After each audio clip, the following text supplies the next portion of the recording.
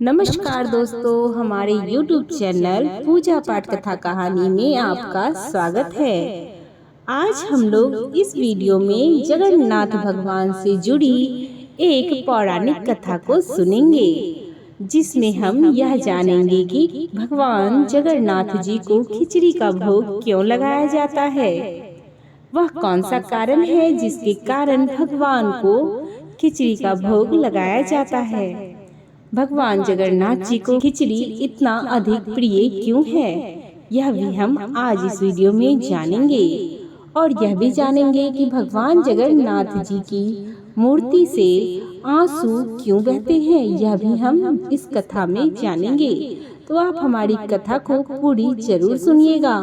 पसंद आए तो लाइक और शेयर करना बिल्कुल भी ना भूलें। भगवान जगन्नाथ जी के परम भक्त कर्माबाई की कथा। भगवान श्री कृष्ण की परम उपासक कर्माबाई जी जगन्नाथपुरी में रहती थी और भगवान को बचपन से ही पुत्र रूप में भजती थी। ठाकुर जी के बाल रूप से वह रोज ऐसे बातें करती जैसे ठाकुर जी उनके पुत्र हों और उनके घर में ही वास करते हों। एक दिन कर्माबाई की इच्छा हुई कि ठाकुर जी को फल मेवे की जगह अपने हाथ से कुछ बनाकर खिलाऊं। उन्होंने जगन्नाथ प्रभु को अपनी इच्छा बतलाई। भगवान तो भक्तों के लिए सर्वदा प्रस्तुत हैं। प्रभु जी बोले, माँ जो भी बनाया हो वही खिला दो, बहुत भूख लगी है। कर्माबाई ने खिचड़ी बनाई थी, ठाकुर जी को खिचड़ी खाने को दे दी। प्रभु बड़े चाव से खिचड़ी खाने लगे और कर्माबाई ने यह सोचकर भगवान को पंखा करने लगी कि कहीं गरम खिचड़ी से मेरे ठाकुर जी का मुंह न जल जाए।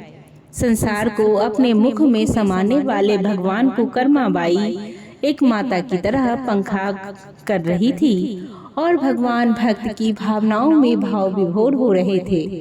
भक्त वत्सल भगवान ने कहा, माँ मुझे तो खिचड़ी बहुत अच्छी लगी, मेरे लिए आप रोज खिचड़ी ही पकाया करें, मैं तो यही आकर खाऊंगा।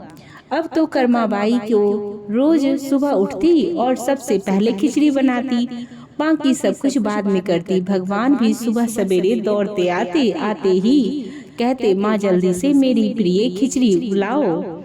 प्रतिदिन का यही कर्म बन गया। भगवान सुबह सुबह आते, भोग लगाते और फिर चले जाते। एक बार एक महात्मा कर्माबाई के पास आया। महात्मा ने उन्हें सुबह सुबह खिचड़ी बनाते देखा तो नाराज होकर कहा, माता जी आप यह क्या कर रही हो, सबसे पहले नहा धोकर पूजा पाठ करनी चाहिए, लेकिन आपको तो पेट की ही चिंता सताने लगी।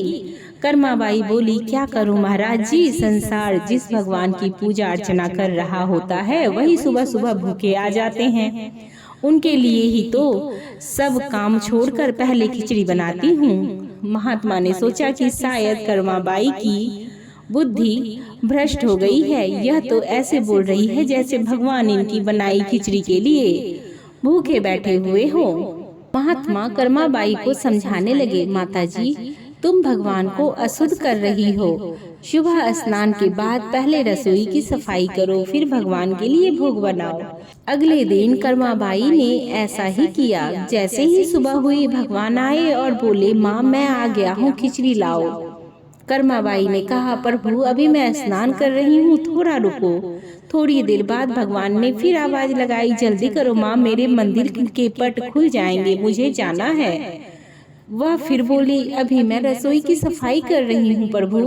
भगवान सोचने लगे कि आज माँ को क्या हो गया है, ऐसा तो पहले कभी नहीं हुआ। फिर जब कर्माबाई ने खिचड़ी परोसी तब भगवान ने झटपट करके जल्दी जल्दी खिचड़ी खाई, परंतु आज खिचड़ी में भगवान को वो रोज वाले भाव का स्वाद नहीं लगा। फिर जल्दी जल्दी में भगवान बिना पानी पिए ही मंदिर में भागे। भगवान ने बाहर महात्मा को देखा तो समझ गए, अच्छा तो यह बात है, मेरी माँ को इसी ने पट्टी पढ़ाई है। अब यहाँ ठाकुर जी के मंदिर के पुजारी ने जैसे ही मंदिर के पट खोले तो देखा भगवान के मुख पर खिचड़ी लगी हुई है। पुजारी बोले, प्रभु जी ये खिचड़ी आपके मुख पर कैसे लग गई है? भगवान ने कहा, पुजारी जी मैं रोज मेरी कर्माबाई के घर पर खिचड़ी खाकर आता हूँ, आप माँ कर्माबाई के घर जाओ और जो महात्मा उनके यहाँ ठहरे हुए हैं उनको समझाओ। उसने मेरी माँ को कैसे पट्टी पढ़ाई है। पुजारी जी ने महात्मा जी से कहा, जाकर सारी बात कही कि भगवान भाव के भूखे हैं। यह सुनकर महात्मा जी घबराए और तुरंत कर्माबाई के पास जाकर कहा, माता जी माफ करो, ये नियम धर्म तो हम संतों के लिए है। आप तो जैसे पहले खिचड़ी बनाती हो वैसे ही बनाओ, आपके भाव से ही ठाकुर जी खिचड़ी खाते रहेंगे। फिर एक दिन आया जब कर्माबाई के प्राण छूट गए। उस दिन पुजारी ने मंदिर के पट खोले तो देखा भगवान की आंखों में आंसू है और प्रभु रो रहे हैं। पुजारी ने रोने का कारण पूछा तो भगवान बोले, पुजारी जी आज मेरी माँ कर्माबाई इस लोक को छोड़कर मेरे निज लोक को विदा हो गई। अब मुझे कौन खिचड़ी बनाकर खिलाएगा। पुजारी ने कहा, प्रभु जी आपको माँ की कमी महसूस नहीं होने देंगे। आज के बाद आपको सबसे पहले खिचड़ी का भोग ही लगेगा। इस तरह आज भी जगन्नाथ भगवान को खिचड़ी का भोग लगाया जाता है। भगवान और उनके भक्त की ये अमर कथा अटूट आस्था और विश्वास का प्रतीक है।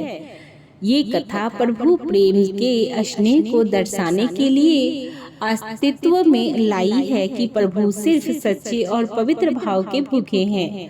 आप भी इन कथाओं के माध्यम से भक्ति के रस को चखते हुए आनंद के सरोवर में डुबकी लगाएं। ईश्वर की भक्ति के आगे तर्कशीलता भी नतमस्तक हो जाती है। तभी तो चिकित्सा विज्ञान के लोग भी कहते हैं, दवा से ज्यादा दुआ काम आती है। बोलिए जगन्नाथ भगवान की जय। भक्त के बस में है भगवान। इसी के साथ यह कथा यहीं पे संपन्न होती है। यह वीडियो आपको कैसी लगी कमेंट बॉक्स में जरूर बताइएगा। अभी तक हमारी कथा के साथ बने रहने के लिए आपका धन्यवाद।